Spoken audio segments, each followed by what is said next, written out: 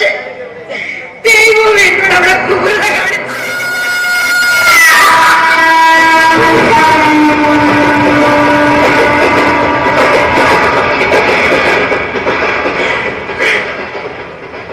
പാതിരാ വണ്ടിക്ക് മുന്നിൽ ചാടാൻ കാത്തു നിന്നതാ. വണ്ടി വന്നപ്പോ ഞാൻ എന്റെ രണ്ട് മക്കളെ രണ്ട് കൈയിലാക്കി വീശി ഇറങ്ങി. ഞാൻ ചാടാൻ ഒരുങ്ങുമ്പോഴത്തെ വണ്ടി കടന്നുപോയി കിളഞ്ഞു. ഞാൻ നോക്കുമ്പോ എന്റെ ആരോമലും ആർച്ചയും തുണ്ടു തുണ്ടങ്ങളായി ചിതറിക്കിടക്കുന്നു. നൊന്ത് പെറ്റ മക്കളെ ഈ കൈകൊണ്ട് കൊന്ന ഒരു പെറ്റമ്മയാണ്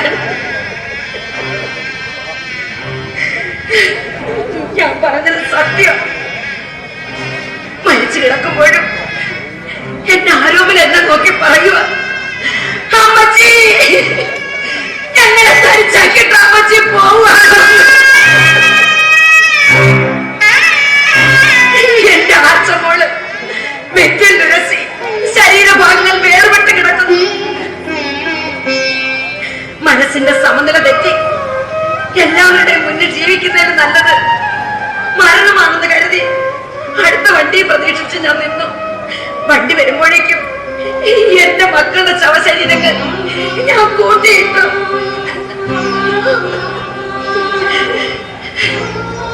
അപ്പോഴ് ആ റെയിൽവേ വീട്ടുകാരൻ വന്നില്ലായിരുന്നെങ്കിൽ നിങ്ങളുടെ മുന്നിൽ ഇങ്ങനെ നിൽക്കേണ്ട ഗതികേട് എനിക്ക് ഉണ്ടായില്ലായിരുന്നു.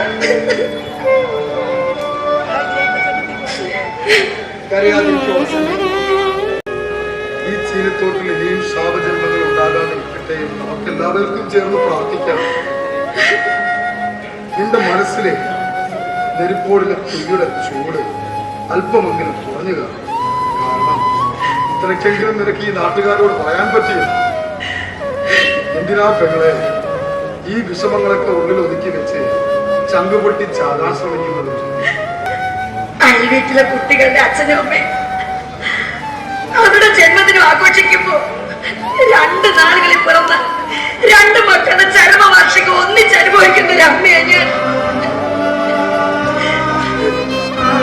മരിച്ച തലക്ക് മുകളിൽ നിൽക്കുമ്പോഴും അവരുടെ ആത്മാക്കളെന്നെ വേട്ടയാടിക്കൊണ്ടിരിക്കുക. 2 വർഷമായി ഉറങ്ങിയാലും ഉണർന്നാലും ആ ആത്മാക്കൾ എന്നെ എഴുത്തിയിലിരിക്കുക.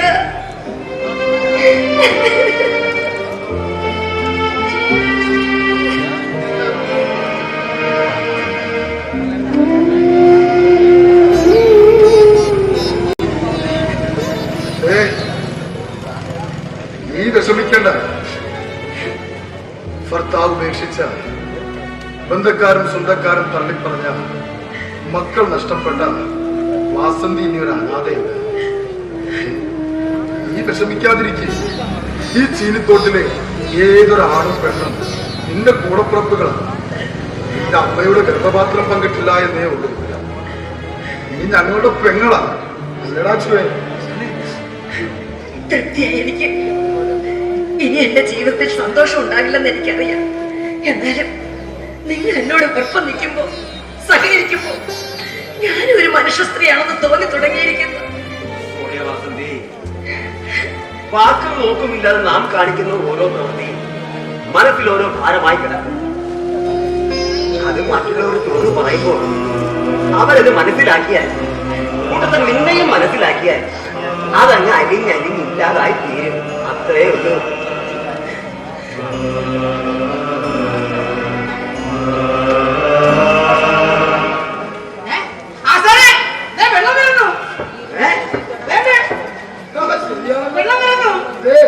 നമ്മുടെ നന്മയാ, നേരിന്റെ നന്മ.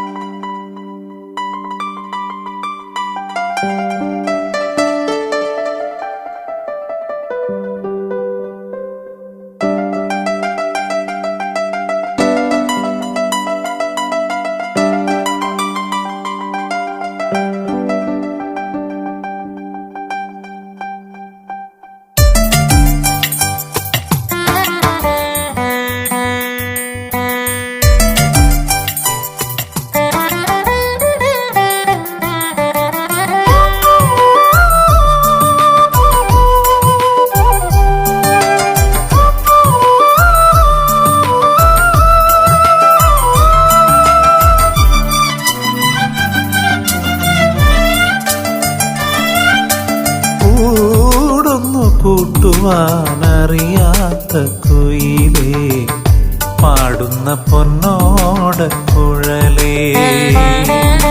കൂടൊന്നു കൂട്ടുവാനറിയാത്ത കുയിലേ, പാടുന്ന പൊന്നോട കുഴലേ. പഞ്ചബാണോത്സവ സതിരുള്ള സദ്യയിൽ പഞ്ചമസ്വരമാവുകില്ലേ. പഞ്ചബാണോത്സവ സതിരുള്ള സദ്യയിൽ പഞ്ചമസ്വരമാവുകില്ലേ. നീയൻ നെഞ്ചിലോ ശ്രുതി ചേർന്നതല്ലേ.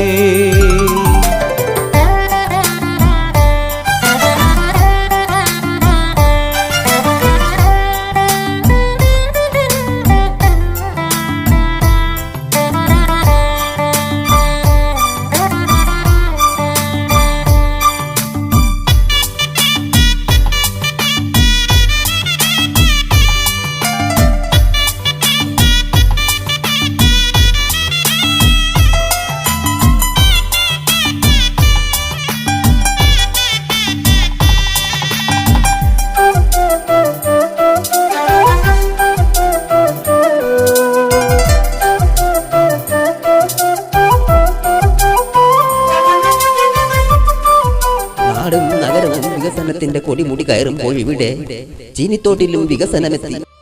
ഇലക്ട്രിക് പോസ്റ്റായി, പൈപ്പ് ലൈനായി, നാട്ടുകാർക്ക് സുഭിക്ഷമായി ജീവിക്കാൻ സർക്കാർ പദ്ധതികളായി. ഈ വികസനങ്ങൾ സാധാരണക്കാർക്ക് എത്രത്തോളം പ്രയോജനമായി തീരുമെന്ന് നമുക്ക് കണ്ടറിയാം. 5 വർഷങ്ങൾക്ക് ശേഷമുള്ള ചീനിത്തോട്ടിലേക്ക് നിങ്ങൾക്ക് സ്വാഗതം.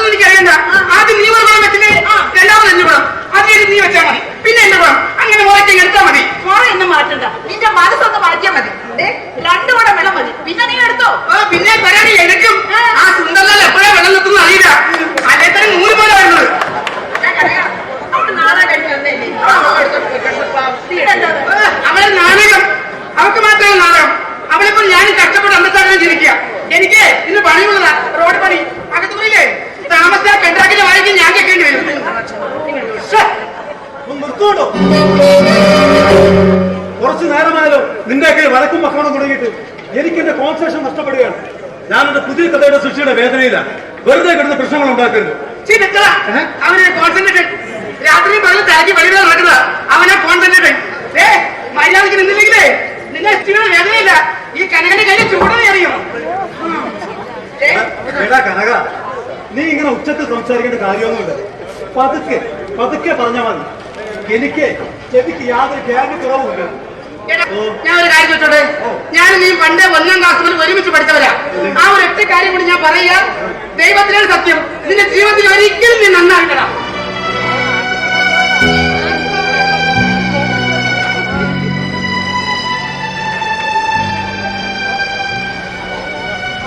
എന്റെ കളിക്കുട്ടുകാരെ ഓർമ്മപ്പെടുത്തിയ ഓർമ്മപ്പെടുത്തലുകളെല്ലാം നന്നായി. ട്വിസ്റ്റാ എന്റെ പുതിയ കഥയുടെ ട്വിസ്റ്റ്.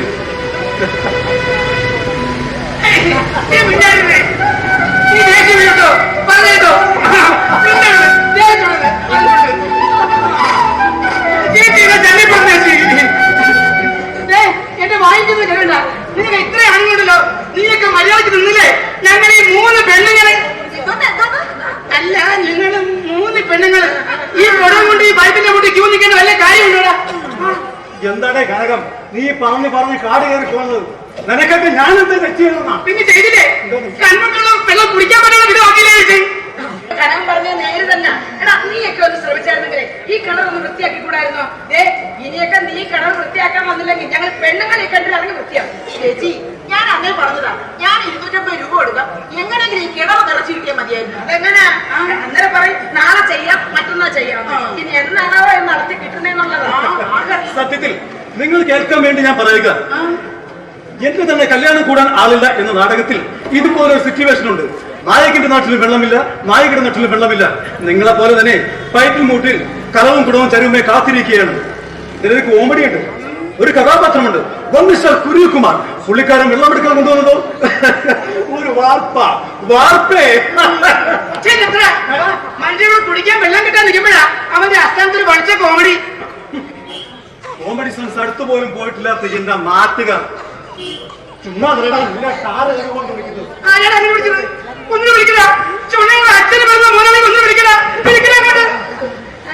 ഇവനൊക്കെ നാടിന് വീടിന് വേണ്ടാത്തവനാ. ഈ ജീവിതത്തോടൊക്കെ മൊത്തം പേരോഷം ഉണ്ടാക്കിക്കാനായിട്ടുണ്ടാകുന്നത്.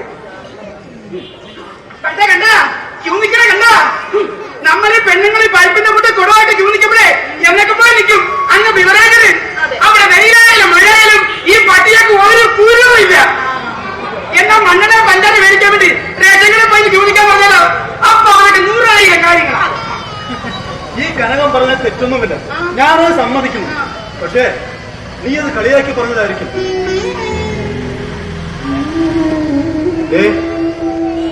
ഈ കിണറ്റുമുട്ടിൽ എന്നെയും കാത്ത് കട്ടയി നിൽക്കുന്ന കുറെ അധികം ആൾക്കാരുണ്ട്. അറ്റില മണിയൻ, പ്ലംബർ പൊണിയൻ, അണക്ക് മോഹനൻ, ഇവരൊക്കെ ഉത്തരവാദിത്തമുള്ളവരാ. ഞാനേ അത് നോക്കിങ്ങിട്ട് ചെയ്തില്ലാന്നുണ്ടെങ്കിൽ എനിക്ക് തന്നെ പണി കിട്ടും. എല്ലാം തീർന്നു. എന്റെ മൂടും പോയടി. ഇന്ന് രാത്രി 1:30 നോക്കിയാൽ മതി. അയ്യോ, ഒരു കുടം വെള്ളങ്ങളിൽ കിട്ടുമെന്ന് കരുതിയാ 2 കുടവുമായിട്ട് വന്നത്. പിന്നാണ് സിന്ധു ഇന്നലെ കോൺട്രാക്ട് പോയിട്ട് വന്നപ്പോഴത്തേക്ക് സത്യം പറഞ്ഞ അരക്കൂടം വെള്ളത്തില ഇത്രയും ഭാഗം ഒന്ന് കഴുകി എടുത്തത് ഞാൻ. പകുതി വെള്ളം നീ എടുത്തു എടുത്തോടാ. എന്നാ നീ ഒഴിച്ചു വെച്ചോ. കൺമുന്നിൽ കിടക്കുന്ന വെള്ളം, കയ്യെത്തും ദൂരത്തിൽ കിടക്കുന്ന വെള്ളം, ഈ വെള്ളം ഒന്ന് വൃത്തിയാക്കി എടുക്കാൻ പറ്റാതെ ഈ പൈപ്പ് മൂടിലെ വെള്ളത്തിനാണ് അടി കൂടുന്നത്. ഞാൻ കാര്യം പറഞ്ഞേക്കാം, ഇനി നീയൊക്കെ ഈ കിണർ വൃത്തിയാക്കിയില്ലെങ്കിൽ ഞങ്ങൾ പെണ്ണുകൾ ഇറങ്ങി ഈ കിണർ വൃത്തിയാക്കും. വാസ്തേച്ചി അവിവാഹം കാണിക്കരുത്. നിങ്ങൾ പെണ്ണുങ്ങൾ വിചാരിച്ചാൽ നടക്കുന്ന കാര്യമല്ലേ ഇത്. ഇതേ തൊഴിലുറപ്പല്ല. അതാവുമ്പോ 4 സെന്റ് പെരയിടത്തിൽ 40 പേർക്ക് ഇത് നുണ പറയാം.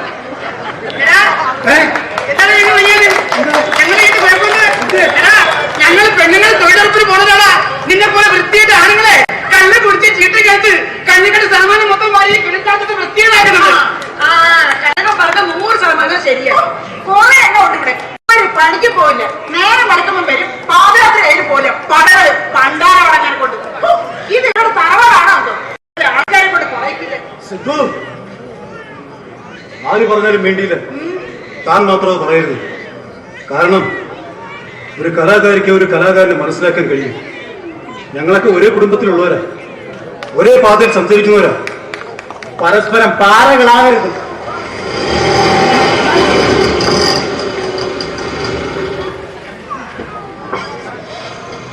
ചുമ്മാതല്ല, അതാ കഞ്ഞിക്കുഞ്ഞിലാണ് മോനെ മെമ്പറാ വരുന്നത്.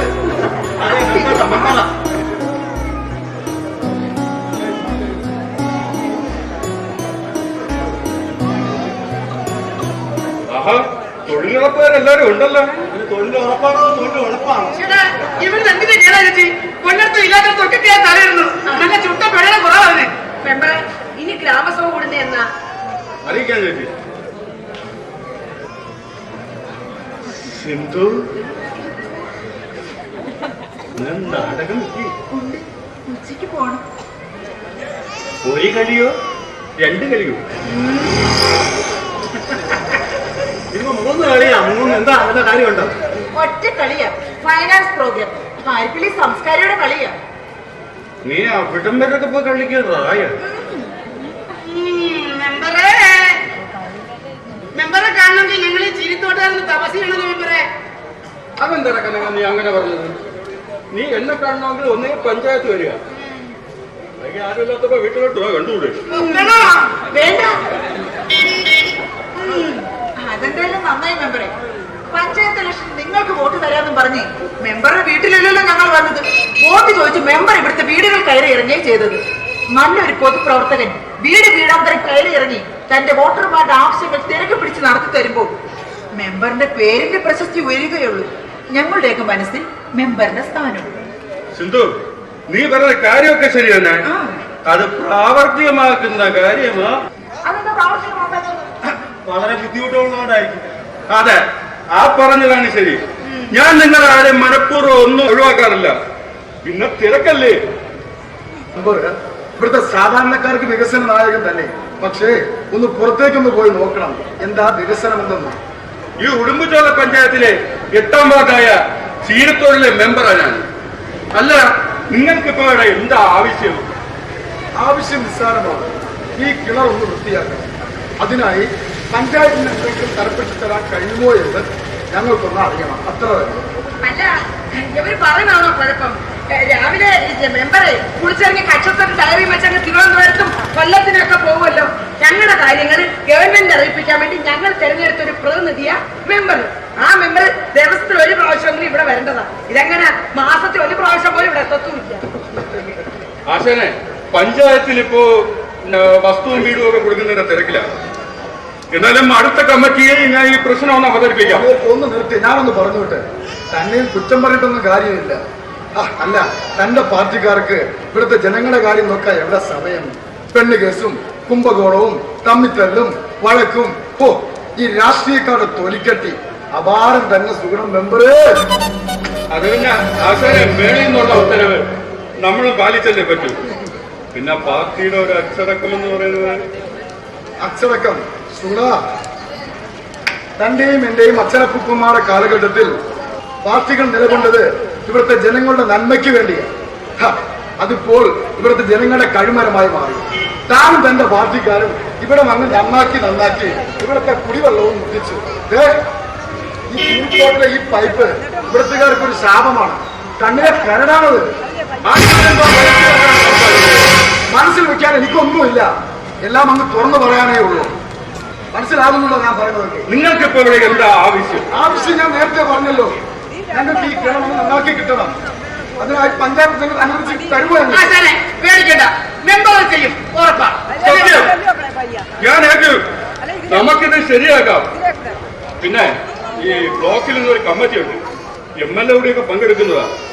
എന്നാ ഞാൻ അങ്ങോട്ടൊന്ന്. ശരി, ആയിക്കോട്ടെ. അവിടെ അവിടെ അച്ഛ ഇരിക്കുക. അല്ല പിന്നെ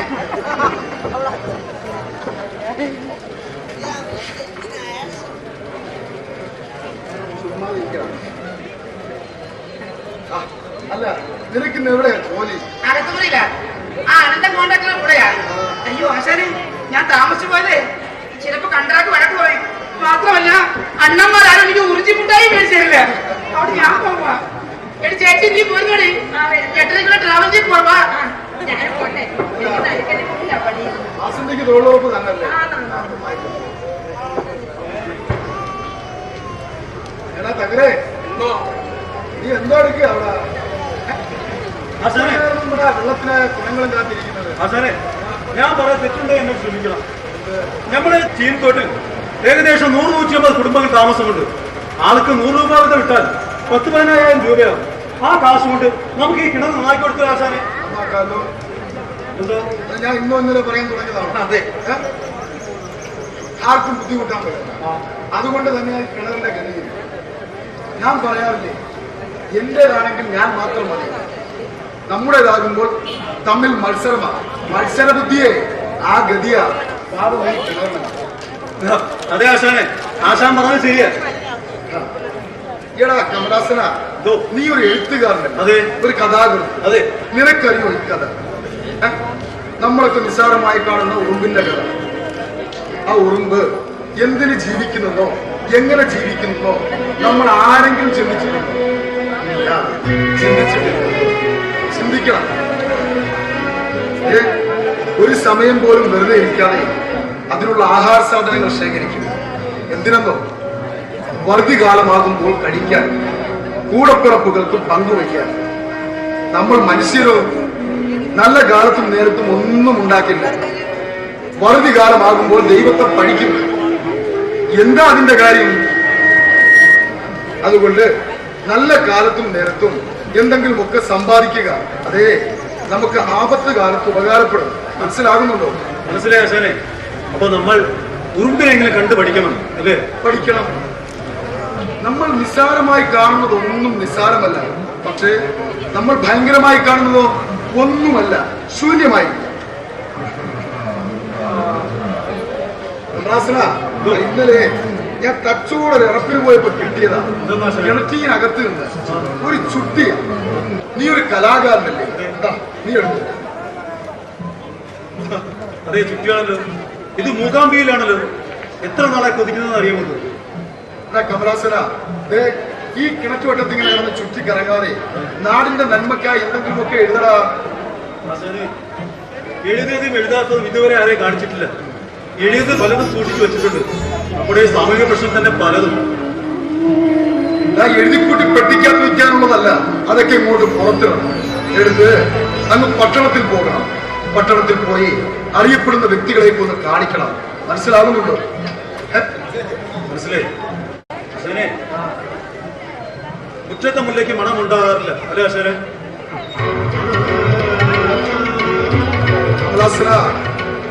ആ മുറ്റത്തെ മുല്ല പൂക്കുമ്പോൾ ആ പൂക്കൾ പറിച്ച് വെളിയിൽ വിറ്റാൽ മതി, കൊടുത്താൽ മതി. കേട്ടോടാ?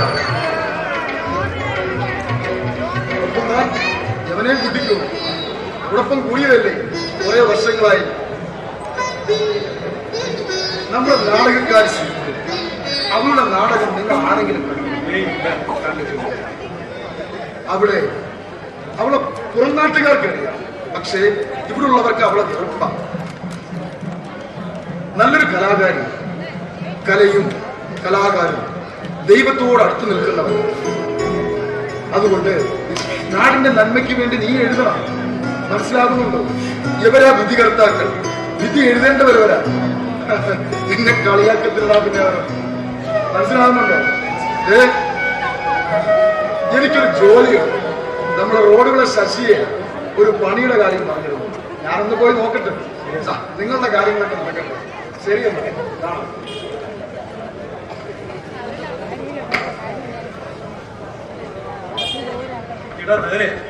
ആശാൻ പറഞ്ഞത് നീ കേട്ടു? നമ്മുടെ കല ഇവിടെയില്ല. കല മാറ്റി ചവിട്ടോ നമ്മൾ. അണ്ണൻ പറയുന്നത് മനസ്സിലാവുന്നില്ല. ആശാൻ പറഞ്ഞതുപോലെ നമുക്ക് ഇന്ന് തന്നെ പട്ടണത്തിലേക്ക് വണ്ടി കയറണം. പട്ടണത്തിലേക്ക്? അതേടാ, പട്ടണത്തിലേക്ക്. ഇന്ന്, ഇപ്പോ, ഈ നിമിഷം. നേരോ? നേര്, നേരായ നേര്.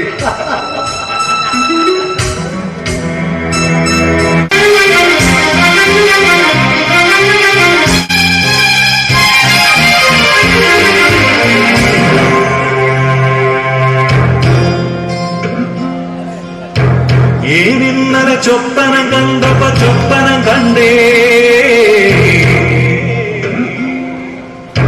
ചാവേറിൻ നോവിനെല്ലാം നാവ് മുളച്ചെന്ന്,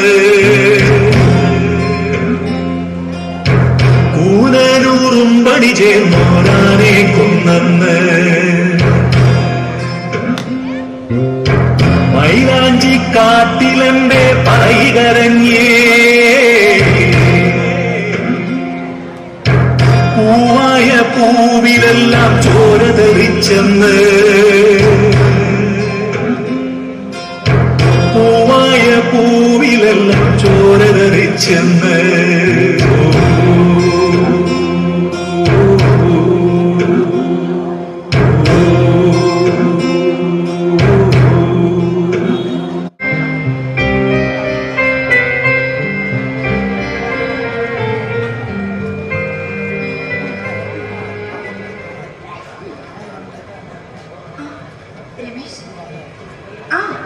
വീട്ടിലെത്താറായി.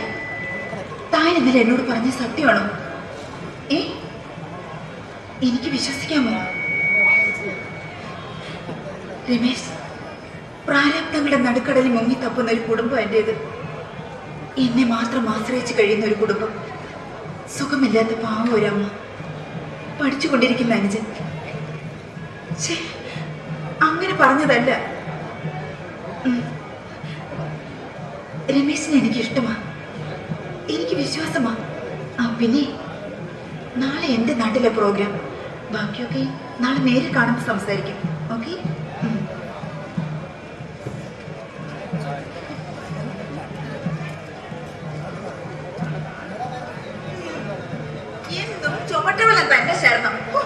നശിച്ച പഞ്ചായത്തുകാർ.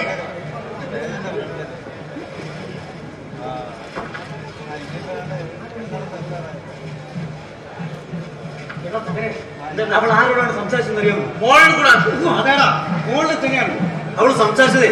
അവളുടെ കാമൂരോടാ. എടാ, അവളെ കാമുകനാണെന്ന്. നേരോ അതേടാ, അവളുടെ കാമുകൻ രമേശ്. ഇന്ന് അവനെ എന്തായാലും കണ്ടുപിടിക്കണം. എനിക്ക് തോന്നുന്നില്ല. എനിക്ക് തോന്നിയടാ. എടാ തകരെ, സകലതും കൈവിട്ട് പോയല്ലടാ. എന്നാലും അവൾ ഈ ചതി എന്നോട് കാണിക്കുന്നത് ഞാൻ കരുതിയില്ല. ഇന്ന് അവളോട് ചോദിച്ചിട്ട് ആ കാര്യമാണ്.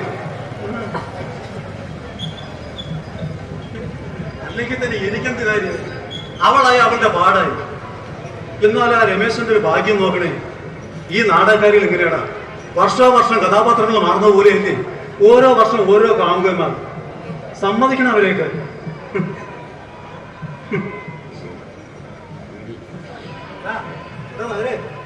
ഞാൻ നിന്നെ ഏൽപ്പിച്ച സാധനം കിട്ടിയോ? എന്തോന്ന്? കഞ്ചാവ് കിട്ടിയോ? അത് കിട്ടി.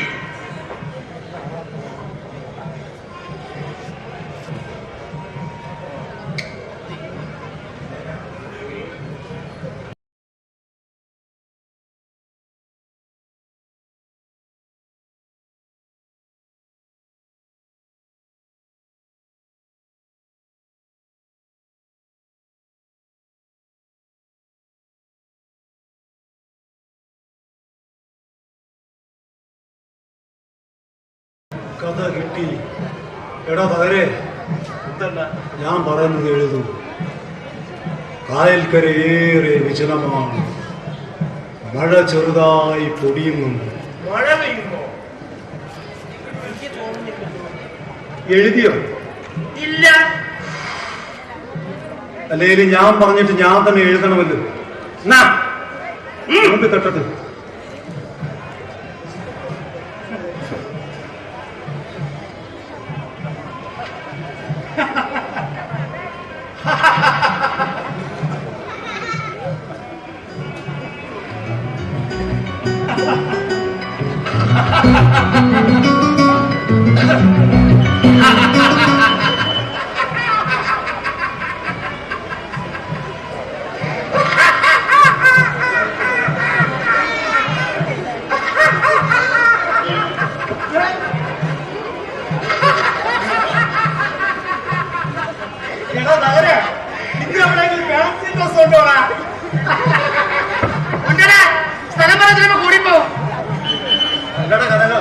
നിന്റെ ഞെട്ടിച്ചുള്ള പോക്കനോട് ചോദിച്ചത്. ഓടാ വൃത്തിയാണ്. നമ്മുടെ കാട്ടിലുള്ള അമ്പലത്തിലെ ഇന്ന് ഉത്സവാ. ഞാൻ അങ്ങോട്ട് പോവാ. ഓഹോ, അപ്പൊ അവിടെ ഉത്സവമായോ? അല്ലെങ്കിൽ ഈ നാട്ടിലുള്ള ഏത് ഉത്സവം നിനക്കറിയാവുന്നത്? കനകാരനാണ് പോലെ കനകാരൻ. പട്ടണത്തിൽ പോകുന്നു. പട്ടണത്തിൽ പോകുന്നു. പട്ടണത്തിൽ പോകുന്ന എന്നത്തിനാ? ഓ ചുമ്മാതല്ല, അവിടുത്തെ കാഴ്ചവെങ്കിലാവുന്നേ 2 സിംഹവാല പുറകെ ചാടിപ്പോയി. അതിന്റെ കൂടെ ഒഴുകുണ്ടോ? അതിനകത്ത് കയറി കിടക്കാൻ പോകില്ല. എന്റെ കൂടെ അല്ല, നീ ഒറ്റയ്ക്കാണോ പോകുന്നത്? അല്ല, കൂട്ടിനാരും ഇല്ലേന്ന്? അല്ലടാ, എന്റെ മൂത്ത ചേച്ചി ജലജയില്ലേ, അവൾ അമ്പലത്തിനടുത്ത താമസം. അവൾ ഇന്നലെ വന്നപ്പോ എന്നെ അങ്ങോട്ട് ക്ഷണിച്ചു. പിന്നെ മാത്രമല്ല, നമ്മുടെ സിന്ധുവിന് നാടകമുണ്ടല്ലോ, അതുകൊണ്ട് ഞാൻ പോണത്. അല്ലെങ്കിൽ ഞാൻ പോകില്ലായിരുന്നു. നീ വിട്ടോ, ഞങ്ങളൊന്നും എത്തുന്നുണ്ട്. ഓ, നീയൊക്കെ വരും. കണ്ണി കണ്ട വാഴക്കാലോ തെങ്ങുമല്ലോ കാണാം. അല്ല പിന്നെ വരുന്നത് കൊള്ളാം. എന്റെ ചേച്ചിനെ വിട്ട ഭാഗത്തിൽ വന്നേ കേട്ടോ, കുറുകുട്ടിയിൽ അടിച്ചു പിടിക്കും. നമ്മുടെ നാട്ടിലുള്ള കലാകാരുടെ നാടകമല്ലേ, എന്തായാലും ഒന്ന് കാണണം. എന്നാ വാ, നമുക്ക് പോവാം.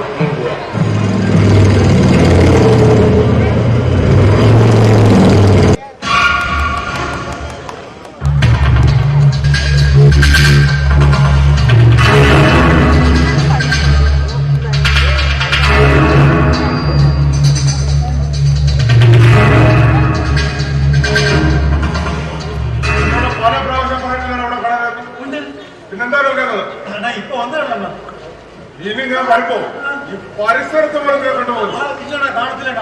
ഈ കിണത്തെ മുറിയൊന്നല്ല, ഈ ശീലിത്തൊട്ടിലെ ഞാൻ കാണത്തില്ല. എന്റെ അമ്മച്ചാണ് സത്യം. ഞാനും കാണൂലേ? ആ നാടകക്കാരോടുണ്ടോടാ? ഉണ്ടോ? ഉണ്ടോ? ഉണ്ടില്ലേ? ഉണ്ടോ ഇല്ലേ? എന്താണ് എന്താണ് പറയുന്നത്? അവിടെ ഉണ്ടെന്നാ ഹംസ, വിളിക്കടാ.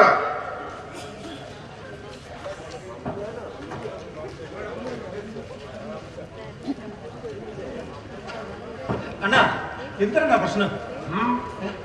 നിന്നോട് പറയണോ? വേണ്ട, എന്താണ് കഥയാ. ആരാണ്? തരില്ലേ? ഇത് ഞാൻ എഴുതിയ കഥയാണ്. ഇനി നീ എഴുതിയ നിന്റെ കഥ ഞാൻ തരും.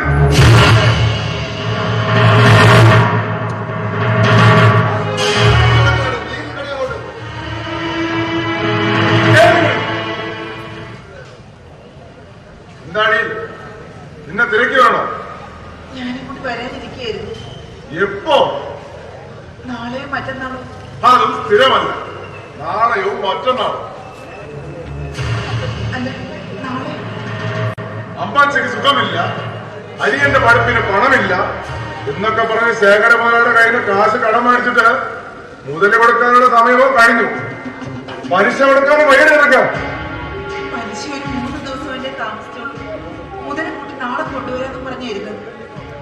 ഈ പറഞ്ഞ വാക്കിന് എന്തെങ്കിലും ഒരു വ്യത്യാസം വരുത്തിയ മുതലും പലിശയും ചേർത്ത് 35,000 രൂപ നാളെ അവിടെ എത്തിയിരിക്കണം. ഇല്ല, വ്യത്യാസം വരില്ല, സത്യം. ഇല്ലേ പിന്നെ ഞാൻ ജീവിച്ചിരിക്കുന്നു.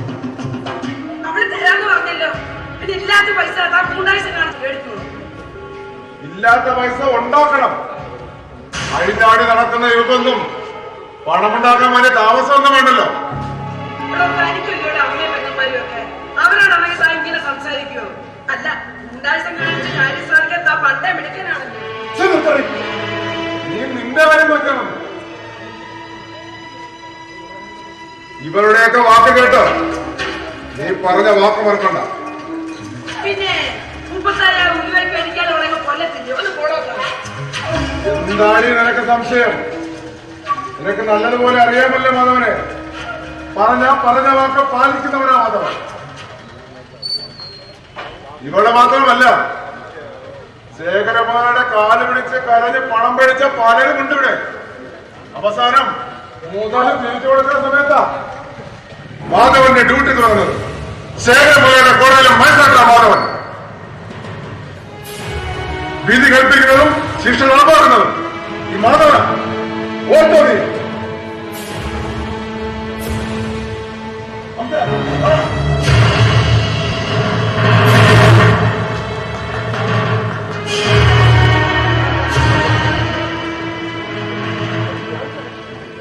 3 ദിവസം പലിശ താമസിച്ചാനേച്ചു.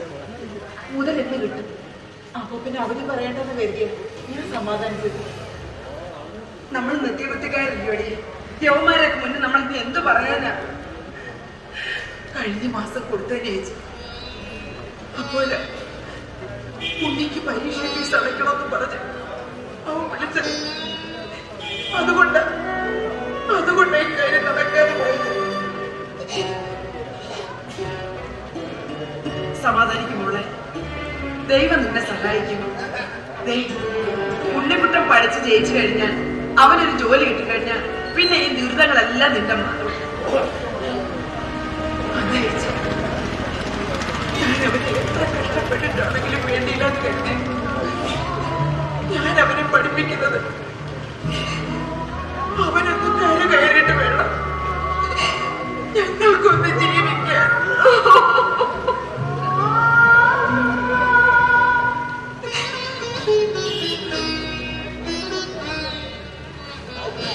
സിന്ധു, നീ വിഷമിക്കണം. ഇവിടുത്തെ വട്ടിപ്പലിശക്കാരും ബ്ലേഡുകാരും ഒക്കെ ഉടനെ കൊടുക്കും. കുബേര സെക്കൻഡ് എന്നൊരു ഓപ്പറേഷൻ സർക്കാരിന്റെ ഭാഗത്തു നിന്ന് തുടങ്ങിയിരിക്കുന്നു. വമ്പൻ സ്രാവങ്ങൾ പോലും പിടിയിലേക്കുന്നു. പിന്നെയാണോ ഈ ശേഖര മോരാളി? അല്ല, നിനക്ക് നാടോച്ചൽ പോണ്ടേ? സമിതിക്കാർ നേരത്തെ വരും. ചേച്ചി വലിയ നാടകം കാണാൻ. പിന്നെ ഞങ്ങൾ വരാതിരിക്കുവോ? ഈ ചീനത്തോട് മുഴുവൻ നിന്റെ നാടകം കാണാൻ വന്നിരിക്കും. പോട്ടെ. ശരി.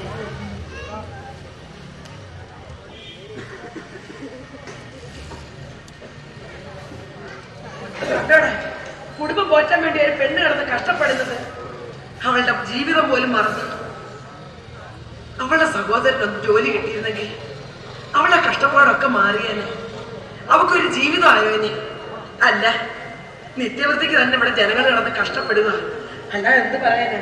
അതിന്റെ കൂടെ നല്ലൊരു പൈപ്പ് കൊണ്ട് കിണറുണ്ട്. ഒരു തുള്ളി വെള്ളവും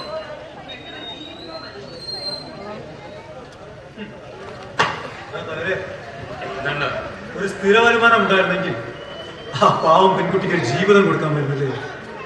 അതിനെവരെയാണ് ആ സ്ഥിര വരുമാനം. എന്താ തകരെ, മനുഷ്യൻ ഈ ജന്മത്തിൽ 1000 വേഷങ്ങൾ കെട്ടിയാടുന്നു. അതുപോലെ എനിക്കും നിനക്കും ദൈവം തന്ന വേഷമാണ് ഇത്. കോമാളികളുടെ വേഷം. ചിരിപ്പന്തല്ലേ കളിപ്പാവൽ. നാരികമണിയുടെ ചലനം പോലെ സുഖദുഃഖ ജീവിതം മാറുന്നു. പലകുറി വഴിതെറ്റി അലയും മനസ്സിന്റെ നോവിലും നിർവൃതി പൂക്കുന്നു. ഒരു ഗ്രീഷ്മ സ്വപ്നം വിടർന്നു കൊഴിയും പോലെ ജീവിതം വഴിമാറുന്നു. എല്ലാം വിധിയെന്ന ശിശുവിന്റെ കാമനകൾ.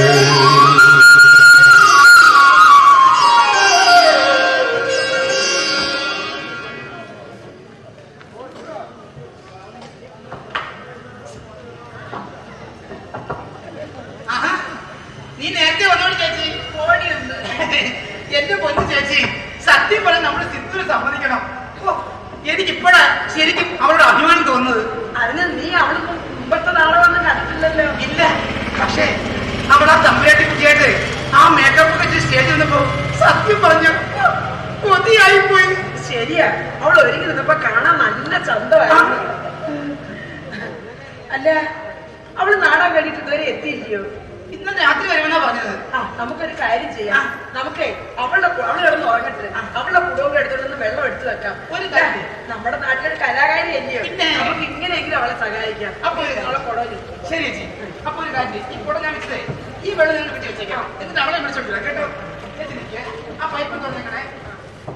സിന്ധു, സിന്ധു, സിന്ധു.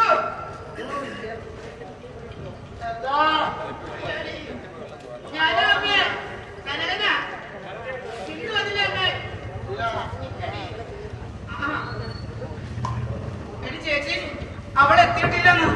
അയ്യോ, അവള് നാടൻ കണ്ടി ഇതുവരെ എത്തിയില്ലയോ? ഇന്നലെ രാത്രി വരുമെന്ന് പറഞ്ഞത്.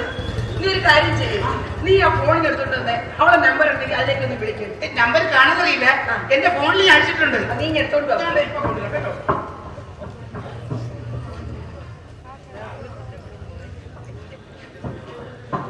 ചേച്ചി വിളിച്ചു നോക്കിയേ.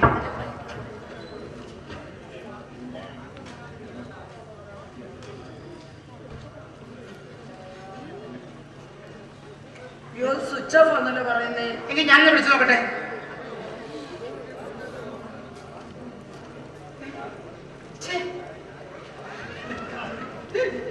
ഞാൻ വിളിച്ചപ്പോഴേ ആളാരണ്ട് പുറത്ത് കയറിയിരിക്കുന്നു.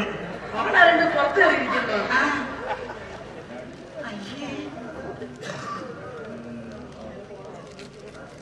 ഒന്ന് പോടാൻ കാട്ടിന്.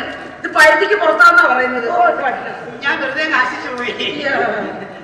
നേരത്തെ കമലം വരുന്നു. എന്താ പ്രശ്നം?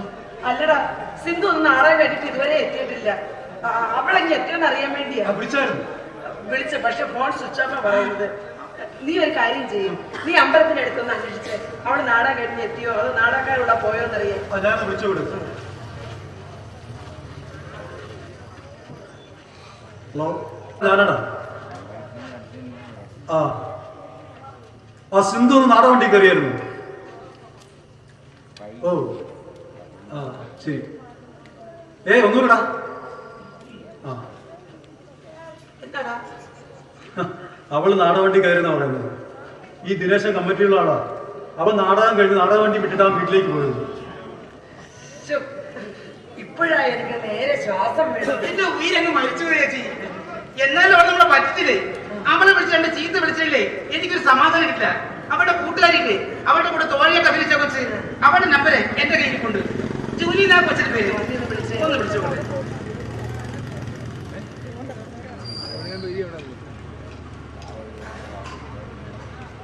ഹലോ, ജൂലിയല്ലേ? ഞാനേ നമ്മുടെ സിന്ധുവിന്റെ കൂട്ടുകാരിയാ. കൂട്ടുകാരനാ, കനകൻ. നാടകം കണ്ടു, ഞങ്ങൾക്ക് ഭയങ്കര ഇഷ്ടപ്പെട്ടു. പിന്നെ സിന്ധുവിന്റെ കയ്യിൽ നിന്ന് കൊടുക്കാവോ?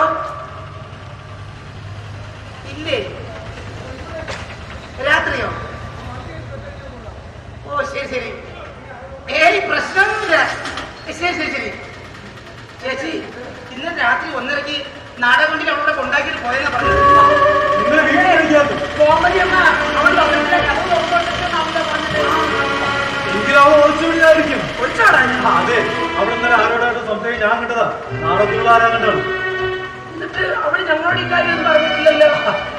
അവളെ കൂടെ ഒപ്പം അഭിനയിക്കുന്ന ആളാ. ചേച്ചിക്ക് ആരും മനസ്സിലായില്ലേ? ഇവരുടെ കൂടെ തമ്പുരാൻ കുട്ടിയുടെ അഭിനയിച്ചില്ലേ? ആ വെളുത്ത കുണ്ടുമണി പോലത്തെ പയ്യൻ, അവരപ്പോ തന്നെ ചേർച്ചയുണ്ട്. പറയാമായിരുന്നല്ലാതെ. എല്ലാരും ഉണ്ടല്ലോ, വളരെയധികം സന്തോഷത്തിൽ തോന്നുന്നു. എന്താ കാര്യം? ആശാനെ, നമ്മുടെ സിന്ധു അവളിൽ അഭിനയം കാണിച്ചു. വിവേകമുള്ളവരല്ലേ അഭിവേകം കാണിക്കുന്നത്. അതെ ആശാനെ, അവളോടൊപ്പം നാടകത്തിൽ കളിക്കുന്ന ഒരാളായിട്ട് അവൾ ഒളിച്ചോടി പോയി. എങ്കിൽ നല്ല കാര്യം. ഒരു നാടകക്കാരനല്ലേ അവർ, ഒരുമിച്ച് ജോലി ചെയ്യുന്ന വ്യക്തികൾ. അവരാകുമ്പോൾ പരസ്പരം മനസ്സിലാക്കിയെങ്കിൽ ജീവിക്കും. പിന്നെ ആ ഗോമതി അമ്മയുടെ കാര്യം നോക്കുമ്പോഴാണ് അതിലൊരു തീരുമാനം എടുക്കാതെ പോയത് അവളുടെ പരാജയമായിരുന്നു. അതാ ഞാനും ആലോചിക്കുന്നത്. ഗോമതി അമ്മയാണെങ്കിൽ ഒന്നത് കിടപ്പ, മാത്രമല്ല ഉണ്ണി നാട്ടിലില്ല, അവ ഹോസ്റ്റലല്ലേ.